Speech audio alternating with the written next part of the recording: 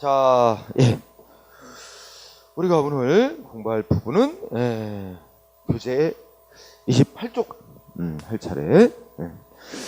자, 오늘 공부할 내용이 우리가 이제 지난 시간에 뭘 공부했었냐면은 법치행정이란 말을 배웠어요, 그죠? 그래서 법치행정 뭐 간단히 말해 법에 따라 행정을 해야 된다는 거죠, 그죠? 근데 이제 구체적으로 중요한 용어들 지난 시간에 나왔었죠. 법률의 법규 창조력, 법률의 유보, 법률의 우위, 이런 말들이 나왔어서 그거 굉장히 중요한 개념이었습니다. 그러면 우리가 이제 누굴 대상으로 하느냐? 이제 행정기관 측에서, 즉 국가 측에서 국민한테, 국민에 대해서 국민의 권리의무에 영향을 주는 어떤 행정작용을 하려면 법률에 근거가 있어야 하고, 법률에 위반하지 말아야 된다. 이런 거였죠. 법치주의, 법치행정원칙. 그러면 근데 이제 지난 시간에 공부한 것 중에 그런데 행정기관이 위반하지 말아야 될 법에, 즉 국민하고 사이에 행정을 할 때 위반하지 말아야 될 법이 법률만 있는 건 아니잖아. 그죠? 우리가 법률이라는 거는 국회가 만들어낸 법률, 좁게는 이제 그걸 의미하고, 어떤 때는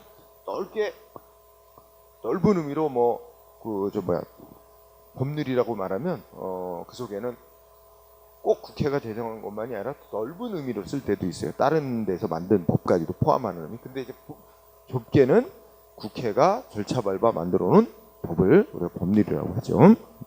근데 그러면 이제 국민에 대해서 행정을 할 때 국가기관이 법에 따라야 된다 그러는데, 그럼 행정기관이 따라야 되고 위반하지 말아야 될 법들의 종류에는 뭐 있을까? 요거 공부하는 게 행정법의 법원이라는 주제입니다.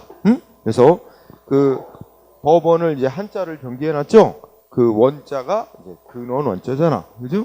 그래서 한글로만 하면 재판하는 법원하고 헷갈리기 쉽죠, 그죠? 하지만 여기서는 그런 의미는 아니죠. 그러면 그 밑에 의가 있어요, 그죠? 의에서 1번은 개념인데 이건 뭐 시험에 내지는 않습니다. 자, 읽어보면 법원이란 우리가 뭐뭐에 관한 법이라고 인식할 수 있는 근거가 되는 게 뭐뭐 있냐? 그죠? 또는 법이라고 존재하는 형태가 뭐뭐 있냐? 그죠? 뭐뭐에 관한 법이라고, 이런 얘기를 법원론, 법원에 관한 얘기라고 한다. 그죠? 그런데 동그라미 2번. 2번은 이제 예전에 시험 문제에서 한번 쓰였던 지문이니까 체크하세요. 자, 우리가 조금 있으면 나오겠지만 법을 나눌 때 성문법, 불문법도 이렇게도 구분한단 말이야. 응? 그죠? 그거야 뭐 어떻게 구분하는 거였어? 성문법, 불문법은 문장 뜻하는 거 아니야, 그죠? 그러니까 법이라고 하는 게 문장 형식으로, 소위 법조문 형식으로 이렇게 만들어져 있는 법. 우리가 보통 법한 걸 먼저 떠올리잖아. 그런 법을 우리가 성문법이라고 크게 카테고리 분류를 하고, 문장으로 돼 있지는 않지만, 즉 몇 조 이렇게 조문 형식으로 돼 있는 건 아니지만 법으로 인정되는 것들이 있는데 그런 걸 불문법이라고 하죠. 크게 묶어서. 그러면 거기 동그라미 이번에 성문법계 국가, 불문법계 국가 이런 말이 나오죠. 그거는 이제 뭐가 연관되냐면, 이제 성문의 법, 그러면 성문의 법을 오늘날은 좀 변화도 있지만 성문의 법을 가장 우선으로 생각하는 나라를 성문법계 국가라고 합니다. 주로 우리가 앞에서 배웠던 대륙법계 국가 쪽이 그렇습니다. 프랑스, 독일 이런 쪽이. 반면에 불문법계 국가는 주로 영미법계 국가와 거의 일치합니다. 그래서 이쪽에서는 법이라는 게 꼭 문장으로 돼 있는 법, 이거보다는 어떤 모든 사회 구성원들이 인정하는 보편타당한 어떤 원칙이라든지 또는 법원이 내린 어떤 사건에 대한 판결에 적용한 논리라든지 이런 걸 법으로 보는.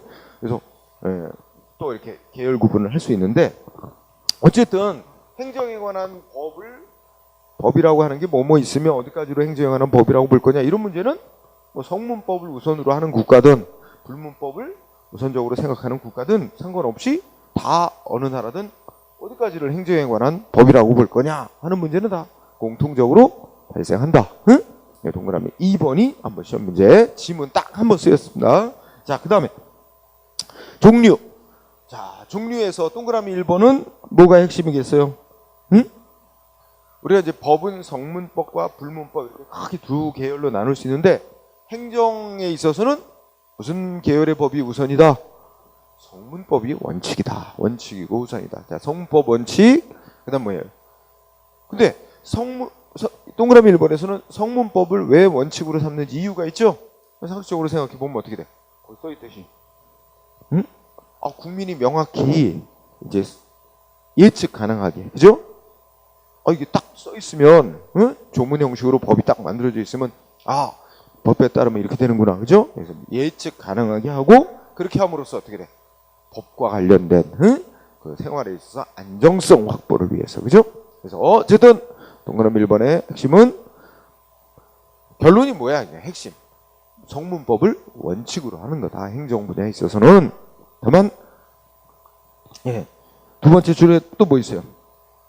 불문법도 보충적으로 필요하다. 응?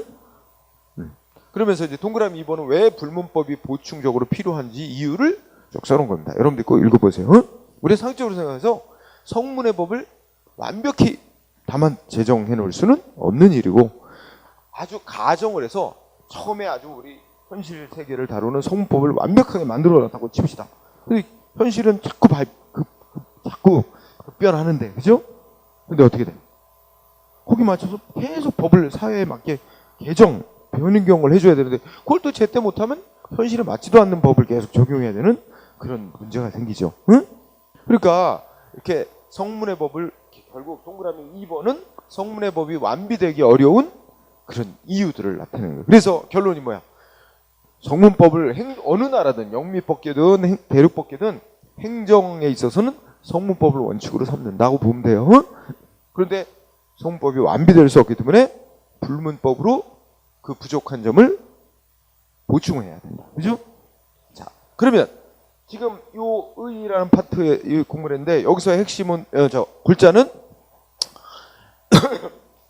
행정에 관한 법에는 크게 두 계열이 있다. 성문의 법에 속하는 법과 불문법에 속하는 법 이렇게 나눌 수 있다 이거예요. 그죠? 그리고 성문법이 원칙이고 불문법은 보충적이다. 그죠? 그럼 오른쪽으로 가세요.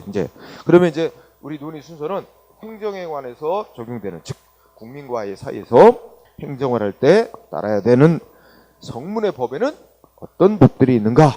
응? 자, 우선 표를 가만히 왼쪽 제목을 보면 뭐 있어요? 헌법도 있네. 그죠? 응? 자, 헌법에 있는 모든 규정들이 다 행정에 관한 건 아니지만 적어도 헌법 속에는 입법, 사법, 행정 모든 국가의 작용에 관한 공통적인 어떤 기본 원칙이 규정이 돼 있고 또 국민의 기본적인 권리, 의무 이런 것도 선언이 되고 그래요. 그래서 헌법 규정 중에 행정과 관련된 사항에 관해서는 최고 효력 갖는 법이 됩니다. 응? 자, 그거는 뭐 밑줄 치고 할 필요는 없습니다. 헌법 부분은 이렇게 보고요. 그 다음에 그래서 헌법 규정 중에서는 어떤 규정은 바로 직접 행정에 직접 적용되는 규정도 있고 헌법의 규정의 뜻이 이제 모든 국가 활동에는 다 적용돼야 된다고 보기 때문에 그 해석에 따라서 이제 행정이 이루어져야 되기도 하고 그런 경우가 있습니다. 그 다음에 두 번째 법률 국회가 만든 법을 우리가 좁게 이제 법률이라고 지칭한다. 그죠? 그 다음에 어떻게 돼요? 명령. 행정법을 처음 배우는 사람은 이 명령이란 말을 들으면 일상적인 용어로는 뭐겠어? 누가 누구한테 뭐 지시한다 뭐 이런 뜻이지만 여기서의 명령의 뜻, 우리 행정법에서 명령의 뜻은 행정기관이 만든 법을 여기서는 가리킵니다. 응? 그래서 이제 용어상 구별해서 행정기관이 만든 법을 명령이라고 부릅니다. 응? 그러면 그런 거는 또 배우니까 읽고 지나가요. 그래서 좀 동그라미 1번에 보니까 이런 얘기 해놨죠. 그러니까 뭐 국가 행정기관이 제정한 법을 행정법에서 명령이라고 부르는데, 근데 그럼 예를 들자면 뭐 대통령이 만든 법, 국무총리가 만든 법, 각 부의 장관이 만든 법 이런 것들이 있어요. 그런 법들을 다 명령이라고 묶어서 말해. 그런데 이 행정기관이 만드는 법에는 행정 조직 구성원인 공무원들한테만 따르라, 지켜라 이렇게 만든 것도 있고 일반 국민들한테 적용되는 법도 있어요. 그래서 우리가 지난 시간에 배운 용어로 법규라는 용어를 배웠어요. 지난 시간에 잠깐 나왔었죠? 우리가 법 중에서 일반 국민하고 사이에도 효력이 있는 법을 우리가 법규의 성질을 갖는다. 법규에 해당한다. 이렇게 부른단 말이야. 응? 그러면 여기 용어가 두째 줄에 법규 명령이라는 단어가 나와요. 그러니까 동그라미 1번에 끝 두 번째 줄 가면 행정기관이 만드는 명령에는 즉 법, 명령에는 국민에게까지 효력이 있느냐를 기준으로 해서 뭐야? 두 가지로 나눌 수 있다 이거야. 하나는 뭐래요? 법규 명령, 또 하나는 행정규칙. 그죠? 용어는 일단 알고 가자. 응? 왜냐면 나중에 또 상세히 하지만. 그래서 명령이니까 행정기관이 만든 법, 그 앞에 법규자를 붙이면 그건 국민에게까지 효력이 있는 법, 이런 의미가 되는 거죠. 응? 반면에 원래는 행정명령이라는 용어를 쓰는 게 맞긴 한데 학문적으로 행정규칙이란 말이 거의 굳어졌어요. 응? 그래서 행정규칙 또는 행정명령인데, 행정규칙이란 행정기관이 만든 법이긴 한데 국민에게까지는 효력이 없고 행정조직 구성원들한테만 적용되는 법을 행정규칙이라고 칭합니다. 응? 자, 그러면 행정기관이 만든 법을 명령이라 칭한다. 그런데 국민에게까지 효력이 있느냐를 기준으로 두 종류로 나눈다, 이런 얘기야. 그러면 여기서 시험에 관련된 게 있어. 동그라미 2번. 2번. 자, 우리가 지금 그러면 이거 얘기해보자. 조금 아까 행정규칙은 법규성이 있다 없다? 그 말 빨리 와닿아요? 행정규칙은 법규의 성질, 줄여서 법규성이 있다? 법규성이 있다는 거는 일반 국민에게까지 효력이 있는 법이다, 이런 말인데, 행정규칙에 해당하는 법은 일반 국민에게까지 효력이 없지요. 그럼 법규성이 없다죠. 물론 소수 일부 학자들은 야, 국민에게까지 효력이 있다고 보자, 뭐 이런 주장도 있지만, 대세가 말하자면 지배적인 학자들의 견해를 통설이라고 합니다. 통설과 우리 대법원 판례는 행정규칙은 행정조직 내부 구성원들한테만 효력 갖는 법이지 일반 국민에게까지 효력이 없기 때문에 법규성이 없다라고 견해 대립은 있지만, 그게 이제 결론적인 거고. 그런데 여기서 관련되는 건 이 행정조직 내법인 행정규칙을 우리 여기서 말하는 행정법의 법원에 포함시킬 거냐, 이게 약간 논란이 있습니다. 응? 그래서 우리 동그라미 2번에 앞에 두 줄을 보세요. 뭐라고 그랬어? 법규 명령을 행정법의 법원으로 포함시키는 데는 이견이 없다. 이건 그죠? 여기서 핵심은 그 콤마 뒷문장이야. 짧게 뭐야? 행정규칙의 법규성 인정 여부하고 법원성 인정 여부에 대해서는 견해가 대립된다. 요 부분의 핵심입니다. 즉 조금 아까 한 얘기, 거기에 두 개 문점이 들어있죠. 하나는 뭐야? 행정규칙의 법규성 여부. 행정규칙이 국민에게까지 효력이 있는 법으로 볼 거냐? 약간 논란이 있다고. 근데 이제 나중에 배울 걸 미리 얘기했지만 우리의 지배적인 학설, 통설과 판례는 국민에게까지 효력이 없다. 그러니까 그는 법규성이 없다. 이렇게 보는 게 대세라 그랬죠? 두 번째 논점도 뭐야? 응? 법원성 인정 여부. 그죠? 그 법원성은 뭐야?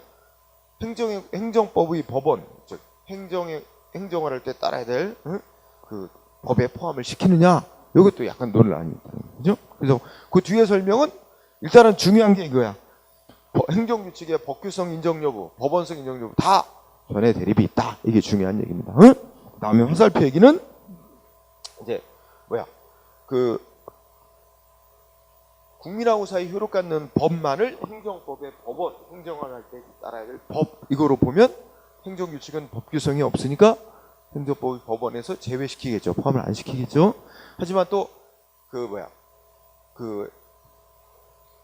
법원이라는 걸 행정법의 법원 할 때 어디까지로 볼 거냐 할 때 그 법원을 공무원들이 행정 작용을 할 때 지켜야 따라야 되는 모든 규범이라고 정의를 하면, 적어도 행정조직 내부에서 공무원들은 상급기관이 만든 업무 처리 지침 같은 거에 따라야 되기 때문에 이것도 행정에 관한 법이라고 포함시킬 수 있다. 이렇게 해서 약간 견해 대립이 있습니다.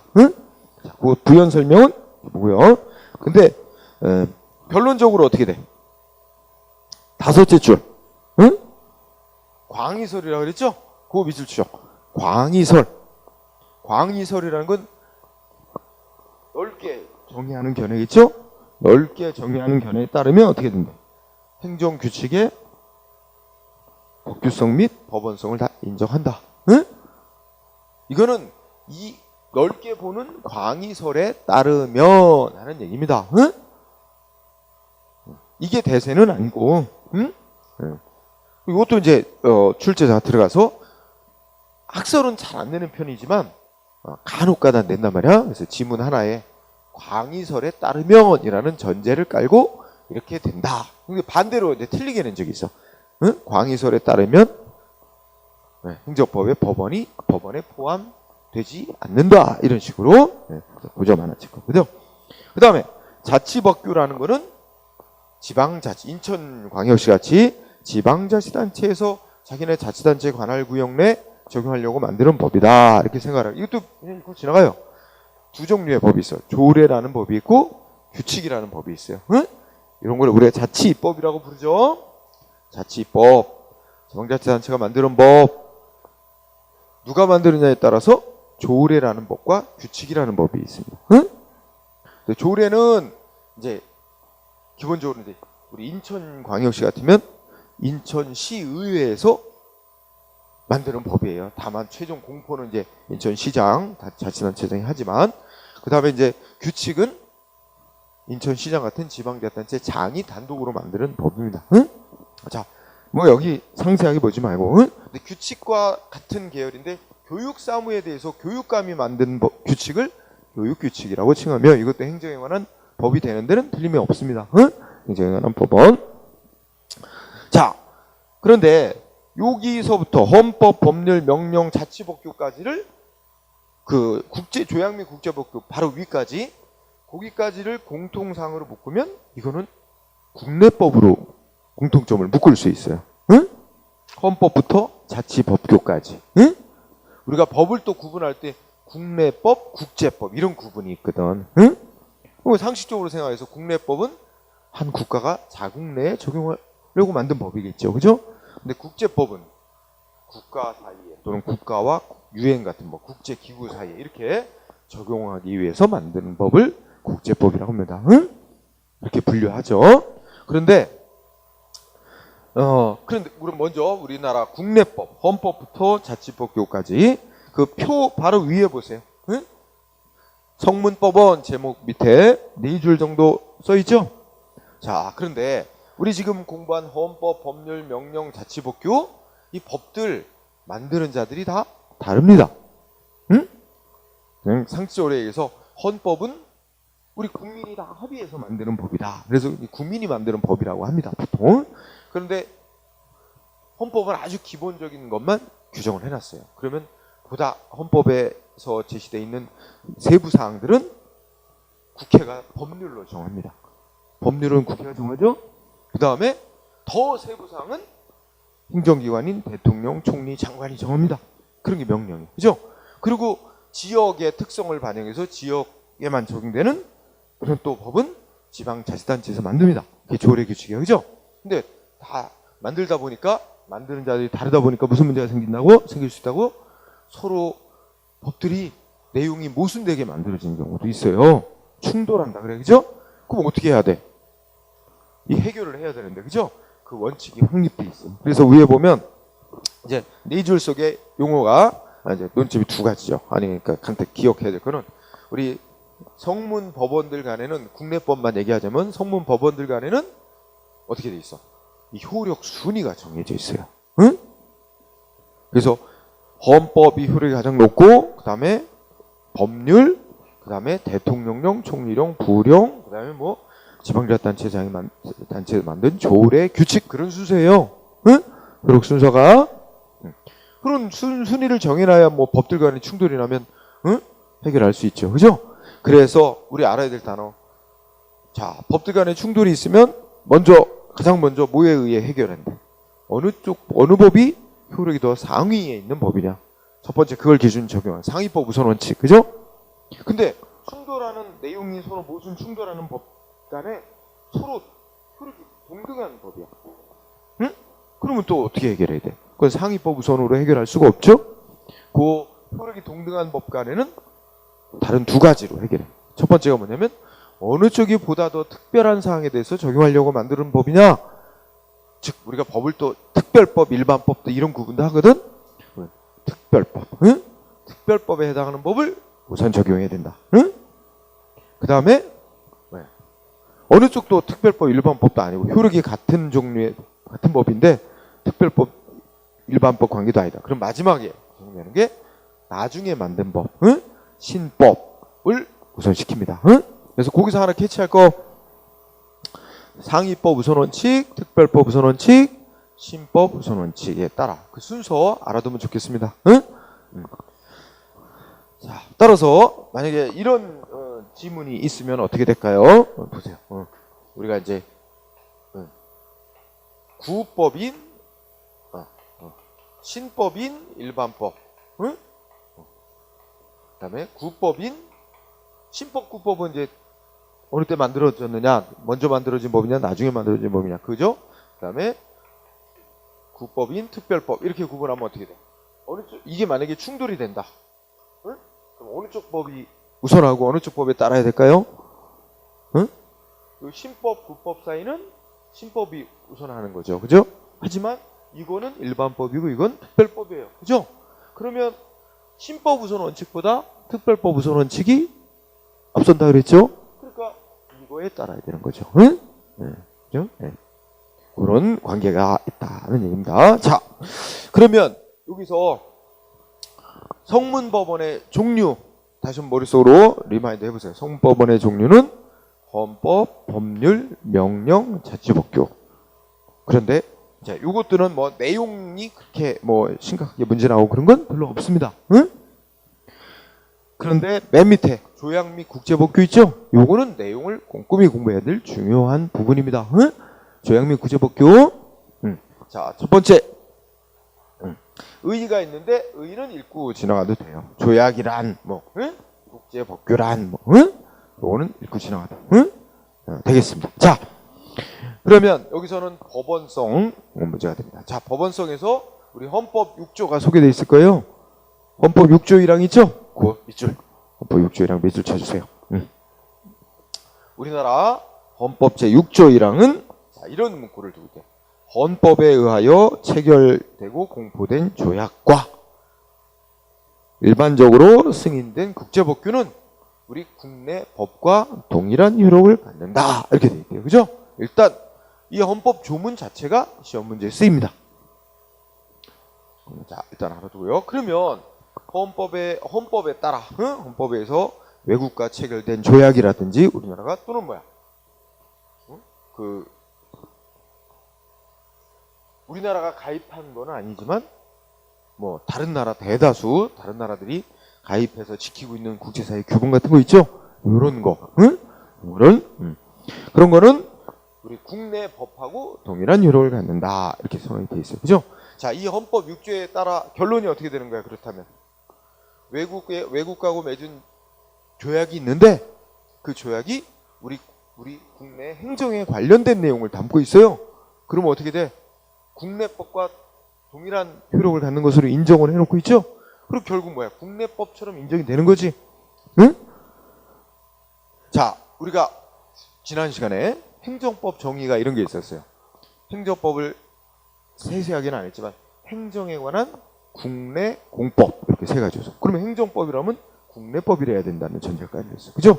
그러면 조약이나 국제법규는 국내법이 아니라 국제법으로 분류되는 건데 그러면 행정에 관한 법이 원래 될 수가 없는 거잖아. 하지만 우리 헌법 6조 1항이 뭐라 했어? 헌법에 따라 체결된 조약과 국제사회에 승인된 국제법규는 국내법과 동일한 효력을 갖는다. 그러니까 국내법처럼 인정해 준다는 얘기죠. 응? 바로 그럼으로써 그래서 결론이 뭐야? 응? 뭐 셋째 줄대 6번 조약과 국제법규가 국내 행정에 관한 사항을 포함하고 있을 때는 그죠? 그 한도에서 마지막 끝에 뭐야? 행정법의 법원이 된다. 그죠? 아마 뭐 별거 없을 거야. 그냥 그렇게 읽으면 돼요. 그러니까 조약과 국제법규도 결국 뭐야? 행정에 관한 법원에 포함될 수 있단 말이야. 요게 하나 논점. 근데 두 번째 논점이 또 있어. 넘어가면 안 돼. 넘어가지 말고 마지막 줄에 국내법으로 그러니까 별도 입법 조치 없이도 이게 중요한 말이에요. 이게 약간 학자들 간의 견해차가 있는 부분이긴 한데 뭐라고 얘기냐면 야 엄연히 국내법하고 국제법은 이게 구별이 되는 거다. 그럼 국제법을 국내에 적용하려면 그대로 국내에 바로 적용할 수는 없는 거고 그와 똑같은 국내법을 다시 만들어야 국내에 적용할 수 있는 거다. 이렇게 주장하는 학자도 있긴 있단 말이야. 그런데 이게 대세가 아니고 우리 헌법 6조 1항에서 뭐 있어? 그냥 국내법과 동일한 효력을 갖는다. 이렇게 나왔기 때문에 국내에 적용하기 위해서 동일한 내용의 국내법을 다시 만들 필요가 없다는 얘기입니다. 바로 그 조약이 바로 국내에 그냥 직접 적용되는 거로 보는 거예요. 응? 그래서 이거 되게 중요한 부분이에요. 조약 및 국제법규에 대해서 문제 출제될 때 항상 이거 자주 지문으로 만듭니다. 국내에 적용하기 위해서 별도로 동일한 내용을 뭐 국내법으로 다시 만들어야 국내에 시행될 수 있다, 적용될 수 있다 이런 식으로네. 아니란 말이야. 그래서 별도 입법 조치가 따로 없어도 별도 국내법 안 만들어도 그 외과 맺은 조약이 바로 국내에 적용되는 법이다. 응? 자, 그래서 넘어가기 전에 지금 법원성 부분에서 세 가지 체크해야 된다 그랬어. 그죠? 하나는 뭐였어요? 헌법 6조 1항 그 자체.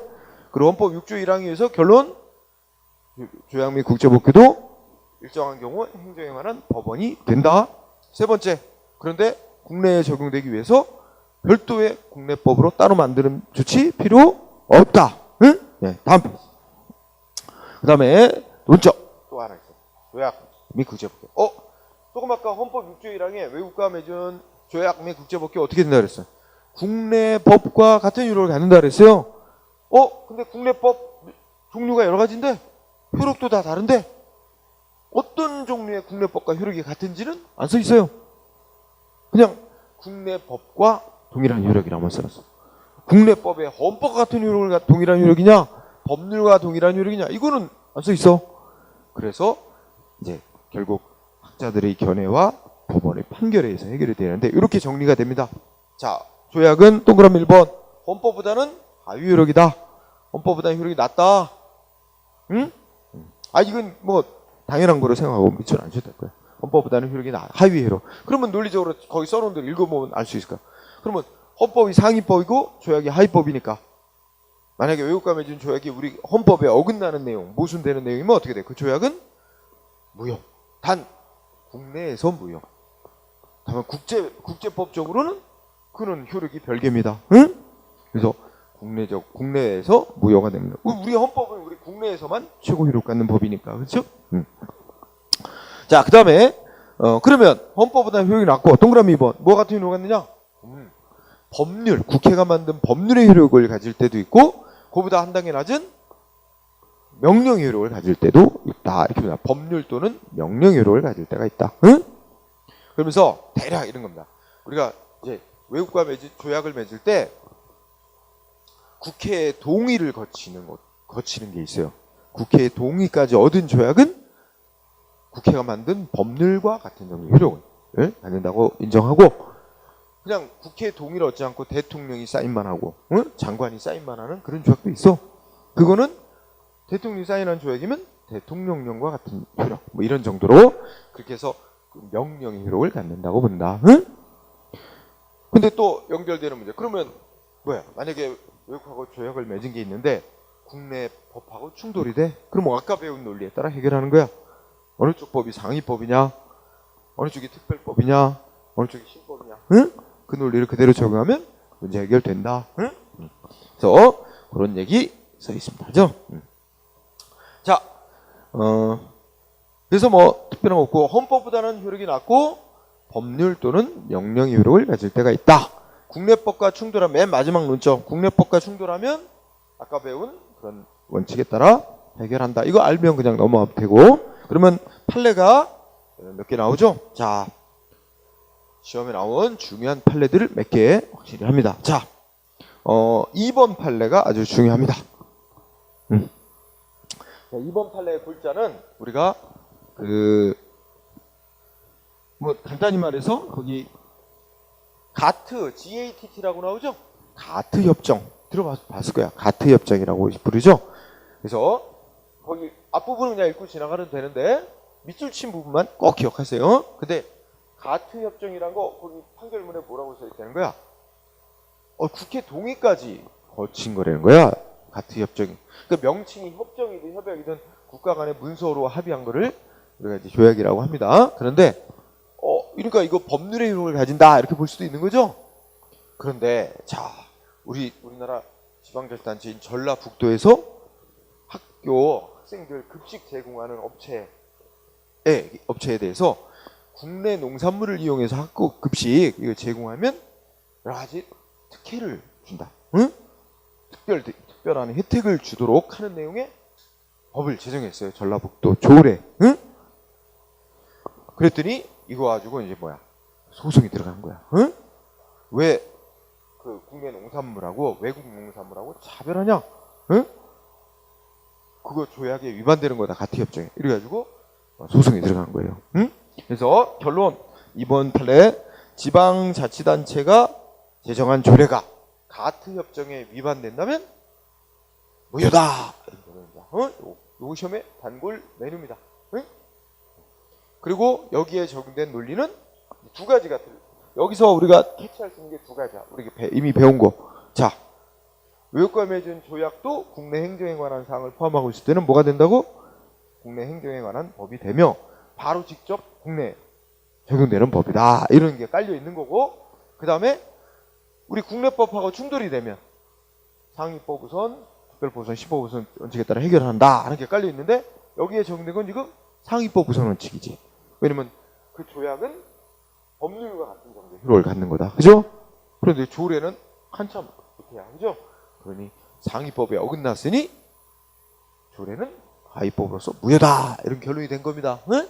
그런 게 깔려있다. 2번 했죠? 그 다음에 5번 판례. 좀 3, 4번은 그러니까 일단 우리가 시험에 나왔던 위주로 중요한 판례들. 응? 원래 나왔던 게 계속 또 나오고 하거든. 그래서 그거 위주로 합니다. 자, 5번 보면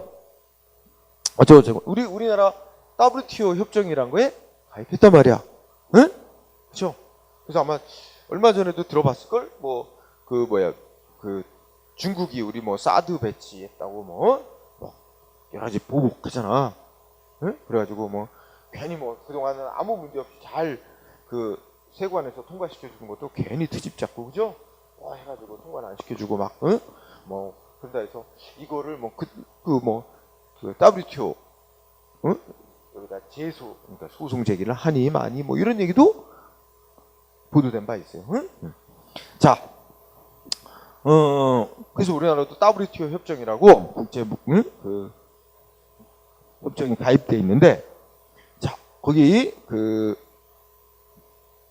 넷째 줄부터 읽어보자. WTO 협정이라는 그 조약은 국가와 국가 사이의 권리 의무 관계를 설정하는 국제 협정으로 이와 관련된 분쟁은 법적 분쟁은 별도의 WTO 분쟁 해결기구 WTO 재판소가 따로 있어. 국제 재판소가 거기서 해결하는 것이 원칙이다. 이렇게 전제를 깐 다음에 자, 시험은 그 밑에 문제가 그리고 사인에 대해서는 직접 효력이 있는 건 아니다. 사인은 이제 일반 시민들한테는 효력이 있는 게 아니다. 이렇게 얘기를 하면서 밑줄 친 부분이 시험에 쓰이는 거예요.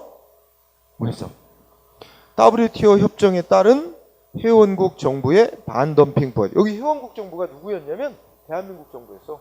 대한민국. 응? 그러니까 실제 사건은 중국에서 우리나라로 타일을 수출하는 중국 회사가 있어. 근데 우리나라에 굉장히 헐값에 수출을 하는 거야. 우리가 소위 덤핑 판매한다 그러죠. 응? 그러면 이게 무역 질서 어쩌고저쩌고 이래가지고 이런 걸 이제 제재할 수 있어요. 응? 우리 얼마 전에도 며칠 전에도 아마 두들겨 맞았을걸? 미국한테? 미국이 우리 LG인가?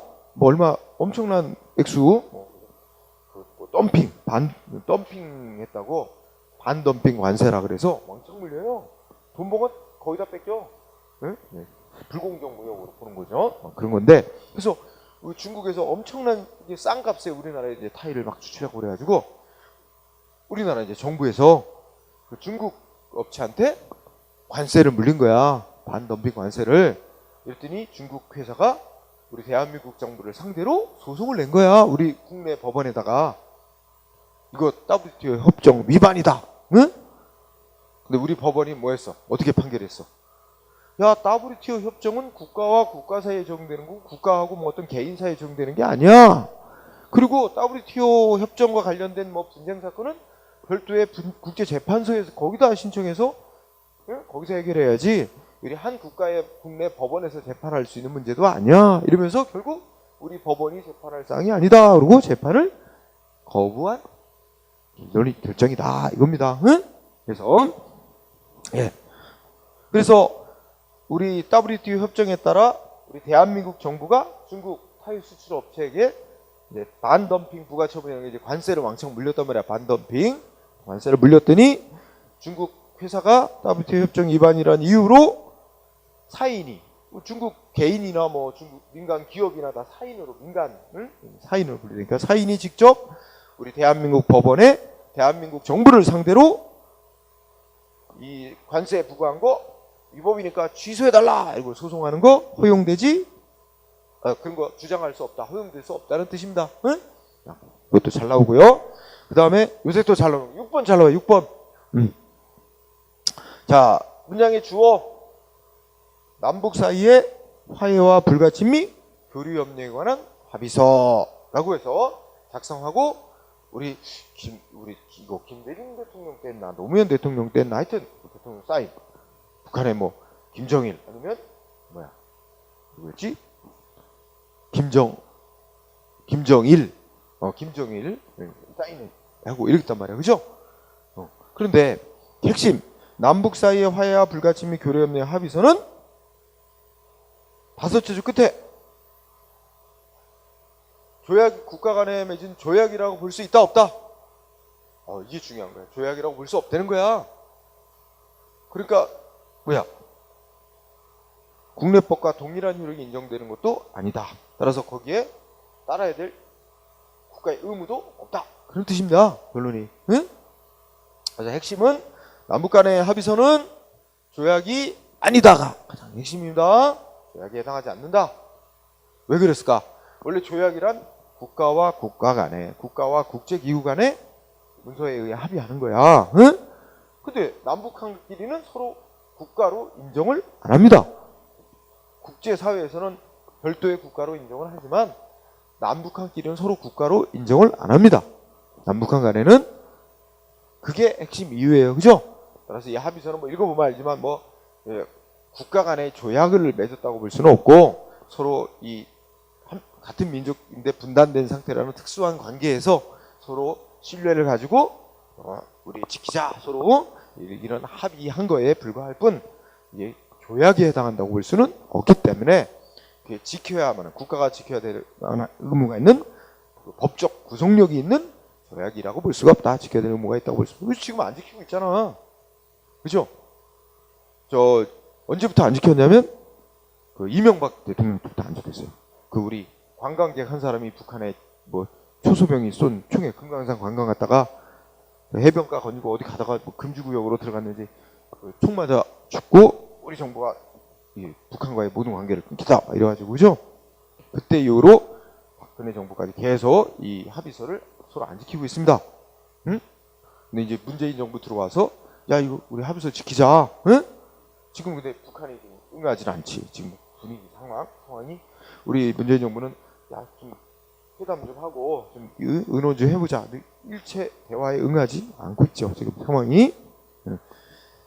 지네는 일정대로 뭐 미사일 개발하고 뭐 하겠다 이거야. 지금은 응? 뭐 그래서 그런지 응하지 않고 있습니다. 자, 그래서 6번 매우 중요합니다. 응? 자, 7번은 뭐 안 해도 될 것 같아요. 그냥 넘어갑시다. 그 다음에 32쪽 보세요. 자, 32쪽에 불문법원. 그죠? 자, 불문법원은 우리 머릿속에 법 그러면 일단 성문법이 떠오르지만 성문법이 완비될 수 없기 때문에 보충적으로 불문의 법을 인정한다. 응? 자, 불문의 법에 속하는 게 세 가지 있다. 뭔지 그 옆에다가 세 가지를 딱 이렇게 그림 그리듯이 한번 써보세요. 응? 자, 먼저 불문법원에 속하는 거 뭐 있어요? 관습법이라는 거죠. 관습법, 행정에 관한 관습법. 또 하나 판례법이라고 치면 판례법. 그 다음에 조리. 조리라고 하는 법이 있어요. 조리. 응? 조리 또는 괄호치고 일반 법원칙. 응? 일반 법원칙. 이렇게 세 가지 용어가 있어요. 응? 자, 여러분 아까 조례는 성문법원에 속하죠. 응? 조리는 불문법원에 속하는 거예요. 응?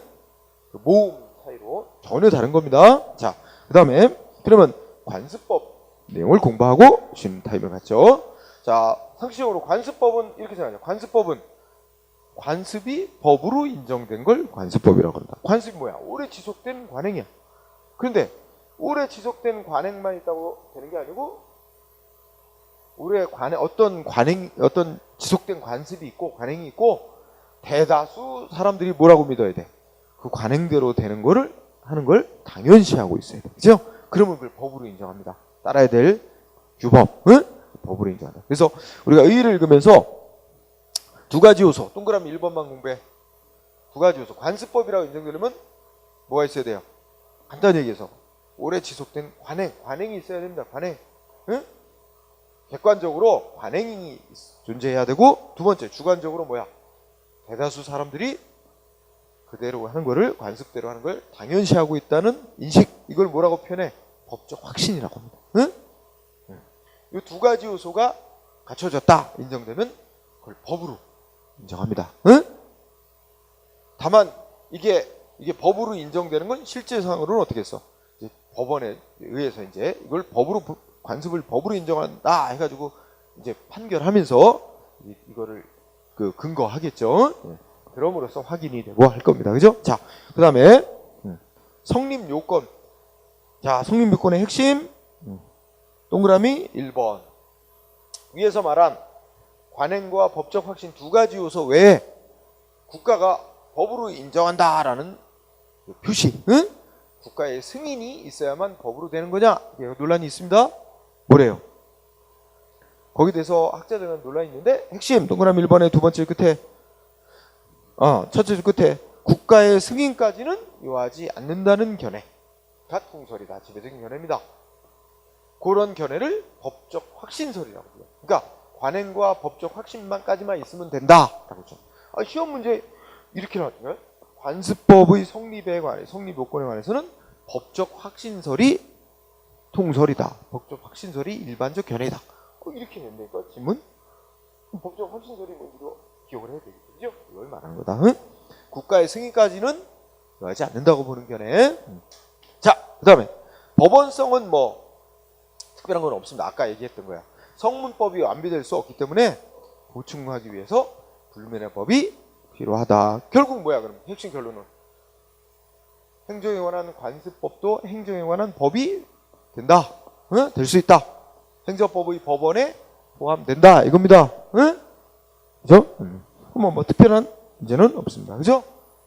동그라미 1번에 그런 얘기 써놓은 거죠? 자, 뭐 당연한 얘기니까. 그러면 두 번째, 그 밑에 종류. 종류는 자, 행정에 관한 관습법은 두 가지. 자, 어디에서 성립된 관행이냐? 이제 먼저 행정선례법이라고 있죠? 이거는 행정기관이 업무 처리한 선례가 계속 똑같은 방식으로 업무 처리가 됨으로써 응? 반복되지? 그럼 대다수 사람들이 뭐라고 합니다. 저렇게 하는구나. 이런 문제는 저렇게 처리하는구나. 이렇게 믿게 되면 그 일종의 법으로 보는데, 그래서 뜻은 뭐 별건 없어요. 행정선례법은 행정기관이 사무 처리한 선례가 반복됐을 때 이제 법으로 보는 겁니다. 응? 자, 행정선례법에서는 시험에 나오는 중요한 부분은 동그라미 2번입니다.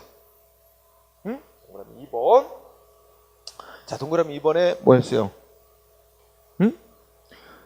행정기관이 이렇게 업무 처리한 선례가 반복적으로 행해진 경우에 대다수 사람들이 이제 그렇게 일반적으로 믿게 됐을 때 행정기관이 그와 다르게 국민한테 불리하게 막 처리하면 안 된다. 이런 규정을 두고 있어요. 법들이. 그래서 대표적인 법 두 개 있어요. 국세기본법 18조 3항. 조항까지는 몰라도 법 이름은 알고 있다. 응? 국세기본법이라는 법, 또 뭐 있어? 행정절차법이라는 법. 이 두 개 법 이름은 뭐예요? 이거 다 성문의 법들이에요. 법률이야. 응? 이 법들에서 뭐야? 조금 말한 대로 행정기관의 업무 처리한 선례가 반복된 경우 법으로 인정한다는 취지의 규정을 두고 있습니다.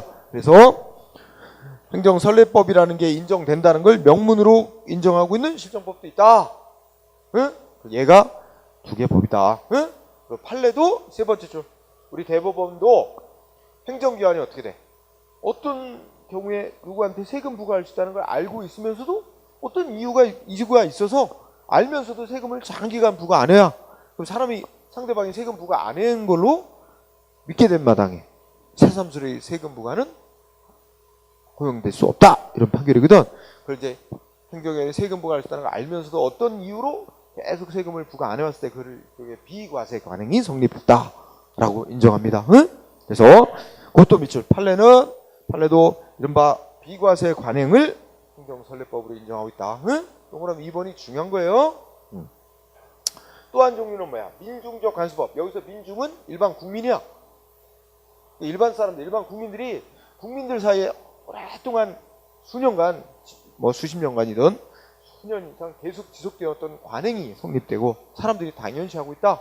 그러면 그거를 국민들 사이에 성립된 어떤 그런 관행을 뭐야? 관습법으로 인정합니다. 응? 우리나라에서 주로 옛날 조선시대부터 내려오는 어떤 유교적인 관행, 뭐 이런 거, 관원상제에 관한 관습, 이런 것들을, 응? 그런 거죠. 응? 자, 그런데 오늘날에는 동그라미 1번, 읽어보되, 셋째 줄, 예를 체크하자. 얘 밑줄, 주로 뭐야? 하천물 끌어다 쓰고 막 그런 거 있죠? 또, 우리, 그 6시에서 12일까지는 국가의 영토입니다. 응? 바닷물, 국가의 영토인 바다에 들어가서 무슨 뭐 조개 캐고 막 이런 거 계속 직업으로 뭐 그런 거 있잖아. 그래서 거기 관계용수권, 음용용수권, 하천사 이거 다 물 사용하는 거네. 마실 물 뭐 아니면 과수원이나 논밭에 물 대기 위해서 물 끌어다 쓰고 뭐 이런 거 있죠. 그런 것들. 그다음에 입업권 이거는 이제 뭐 이 연안 바다에 나가서 뭐 썰물 때 뭐 조개 줍고 조개 캐고 뭐 그런 거 있죠. 수산물 잡고 이런 권리야. 입업권. 어장에 들어가는 거, 그죠? 자, 그래서 얘 잘 알아둘 것. 특히 입업권을 잘 체크할 것. 입업권은 뭐에 속하는 거야? 민중적 관습법에 속하는 겁니다. 응? 그래서 일종의 민중적 관습법에 의해서 인정받는 권리입니다. 입업권이라는 게. 응? 그러면 동그라미 2번도 중요해요. 여기서. 자, 민중관습법의 존재를 명문으로 인정하고 있는 실정법도 있다. 예를 들면 수산업법이 그러겠습니다. 응? 수산업법이라고 국회가 만들어 놓은 법률에서 뭐야? 입업권이라는 권리가 인정된다. 응? 거기 같이 묶어 설명하면 원래 우리 연안 앞바다는 누구 소유라 그랬어? 국가 거라 그랬죠. 국가 소유. 그런데 우리 일반 개인들이 바다를 자기들의 이익을 위해서 장기적으로 독점적으로 사용하고 이용하고 싶어. 그럼 어떻게 해야 돼? 국가에 신청해서 허락을 받아야 됩니다. 그리고 이용료 이런 거 사용료 내라 그러면 내가면서 써야 되는 거야. 그래서 우리 저 바닷가에 뭐 서해안 이런 데 가보면 양식장 같은 거 하죠. 바다에. 그거 다 그 지역 그 어민들이 그죠? 그렇지. 어촌계 뭐 이렇게 구성해 가지고 그 국가에 신청해서 그 바다 사용권을 부여받은 거예요. 그런 거를 우리가 어업권이라 그래요. 어업할 수 있는 권리. 응? 근데 이 어업권은 뭐야? 수산업법이라는 성문법에 따라서 신청을 해가지고 국가로부터 부여받은 권리야. 그러면 입업권은 그런 절차 안 거치고 그냥 뭐야? 그 썰물 되면 그 마을 사람 나가지고 그 어장 나가서 뭐 이렇게 갯벌에 조개 잡고 막 이러잖아. 이거는 관행상 그냥 수십 년간 그렇게 해왔어. 그 마을 할머니. 응? 그럼 그것도 일종의 권리로 인정해 주는 거야. 그걸 표현상 입업권. 그러니까 권리가 성립되는 과정이 조금 달라서 표현도 다르게 하는 거죠. 응? 입업권과 어업권은 좀 다른. 권리의 내용은 거의 같지만 유사하지만 그 성립 과정이 다르다. 그죠? 어업권은 성문법에 의해서 인정되는 권리고 입업권은 관습법적으로 인정되는 권리. 응? 자, 오케이. 그 정리. 민주적 관습법은 두 가지 체크해야 되네요. 그 다음에 효력. 자, 효력을 1, 2, 3번 써놨는데 1번만 1번이 제일 중요해요. 1번만 합시다. 자, 1번의 키워드는 뭐야? 자, 우리나라 행정에 있어서 어느 법이 우선이고 원칙이야? 성문법이 있으면 성문법에 따라야 되는 겁니다. 응? 그런데 현실에 이런 경우가 있을 수 있잖아. 이미 성문에, 그러니까 기존에 관습이 이제 관행이 지속되었고 그걸 법으로 인정해 왔어. 그런데 이제 뭐야?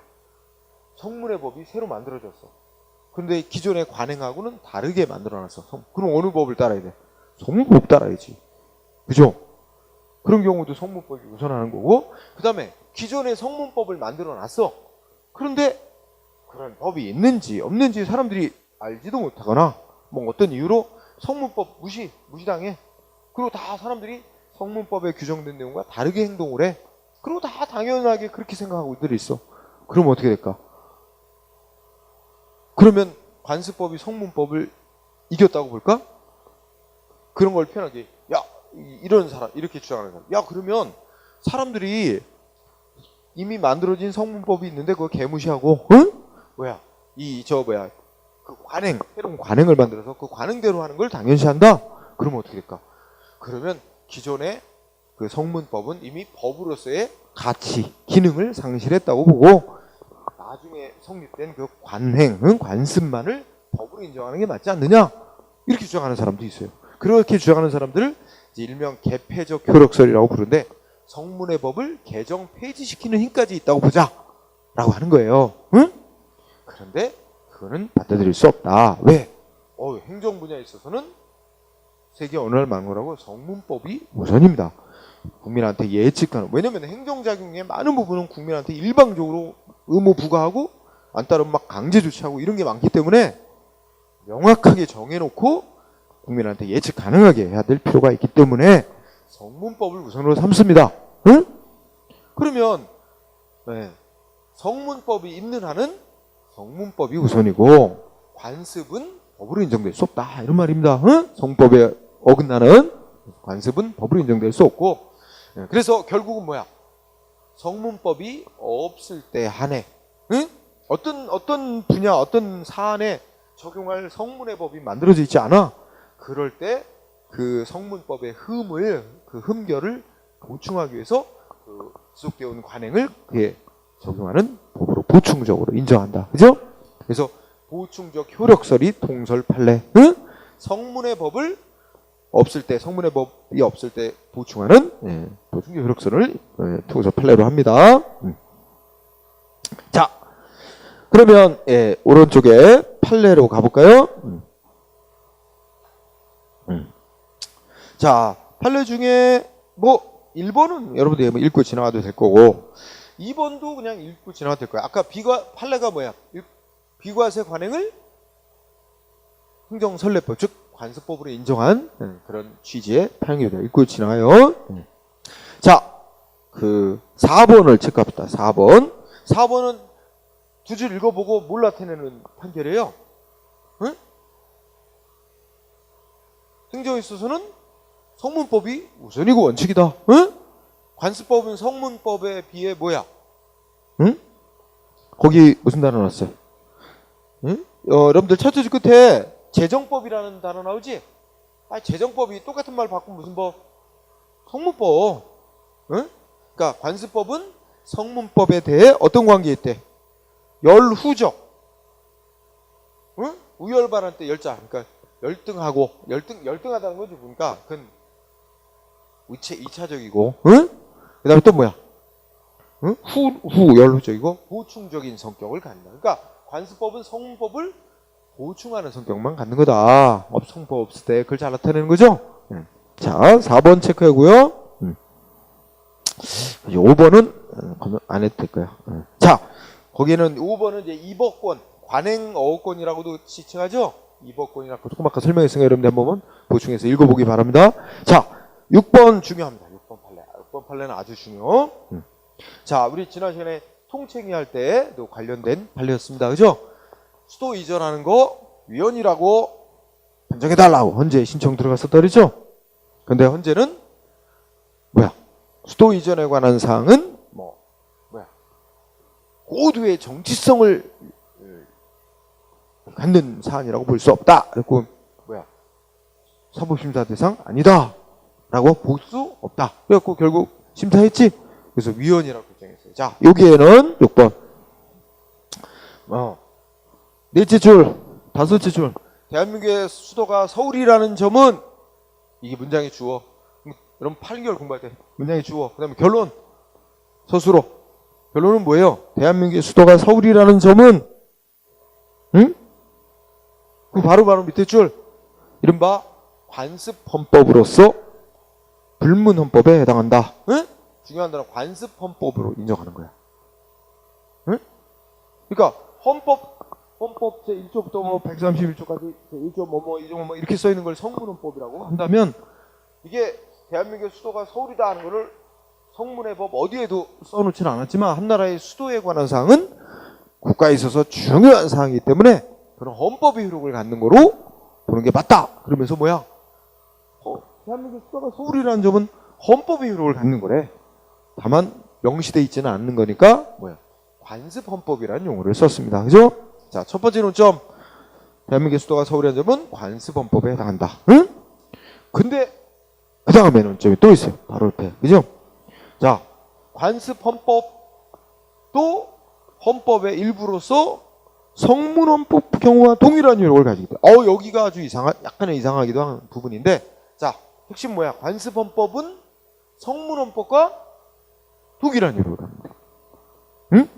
관습헌법은 성문헌법과 동일한 효력을 갖는다. 약간 이상하지 않아요? 우리나라도 분명히 성문법을 우선으로 하는 나라입니다. 근데 어떻게 간단히 말하면 관습법이 성문법과 동일한 효력을 갖는다는 말하고 응? 그렇게 볼 수도 있는 거예요. 그러니까 좀 이상하잖아. 하여튼 수도를 옮기는 거를 막기 위해서였는지 하여튼 이상한 논리가 동원됐다라고 비판할 수 있습니다. 응? 자, 어쨌든 관습헌법도 뭐라고요? 관습헌법은 성문헌법과 응? 동일한 효력. 이게 중요해요. 성문헌법과 동일한 효력. 그러면 대한민국의 수도가 서울이라는 거 관습헌법인데 관습헌법에 효력을 갖는 건데 이거 바꾸려면 뭐 해야 된대? 헌법 개정, 성문헌법 개정하는 절차와 똑같은 절차를 거쳐야만 개정할 수 있대요. 결국은 수도를 옮길 수 헌법을 고치기 전까지는 수도를 옮기지 못한다는 얘기입니다. 자, 정리됐어요? 결국 논점이 핵심 논점이 두 가지입니다. 대한민국의 수도가 서울이라는 점은 관습헌법에 해당한다. 그죠? 두 번째, 관습헌법은 성문헌법과 동일한 효력을 갖기 때문에 성문헌법 개정 절차와 또 동일한 절차를 거쳐야만 개정할 수 있다. 그죠? 네, 중요한 판례 공부한다. 네? 네. 자, 뒤에 가보면 자, 세 개 7번, 8번, 9번이 있는데 7번은 아직 시험에는 쓰인 적은 없지만 꼭 공부해 두는 게 좋겠다. 응? 자, 그래서 우리 육지는 다 뭐야? 이 경계선이 지도가 있고 다 측량해가지고 이렇게 있잖아. 근데 바다는 특히 이제 국제법적으로 대한민국의 영토 바다 어디까지냐 이런 거는 이제 국제법에 의해서 육지로부터 12해리 이렇게 이제 정해져서 하지만 이런 경우가 문제란 말이야. 예를 들면 여기 서해안이 이렇게 있어. 여기는 무슨 여기는 전라북도, 여기는 전라남도. 근데 여기가 간척이 됐어. 가정을 한 거야. 여기가 바다를 메워서 간척을 해요. 여기가 육지가 됐는데 이 육지 이게 여기 거냐 이런 게 문제야 지금. 우리나라 이제 서해안에 우리나라 최대 간척 사업한데 어디야? 새만금 간척지, 그죠? 거기 갖고 소송하고 난리 나니까 지방자치단체 간에 이게 여기서 경계선이 없잖아. 이거 이렇게 여기가 여기를 쭉 잘라야 되는 거냐? 이게 이런 게 없어요. 그래갖고 서로 이 간척한 곳에 이런 거 간척한 곳에 땅 자기네 지방자치단체 관할 구역도 넓어지지. 여기에 기업이나 뭐가 하여튼 생기면 세수 확보도 늘어나죠. 그런 거 싸움하는데 영토 싸움하는 거예요, 막. 응? 그리고 헌법재판소까지 올라가고 막 난리가 나요. 응? 자, 지금도 진행 중인 것들도 있는데. 자, 어쨌든 7번 판례 아직 시험에는 쓰이지 않았지만 내 생각에는 꼭 공부해 두는 게 좋을 것 같다. 그래서 거기 핵심 단어는 뭐예요? 굵은 글씨. 우리나라 국립지리원이 간행한 지형도상의 해상 경계선. 응?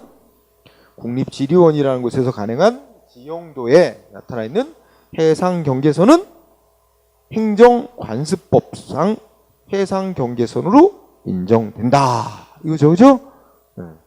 곧뭐 밑줄 친 그 세 줄, 지금 읽은 부분부터 끝까지 그거만 잘 체크하면 될 것으로 봅니다. 응?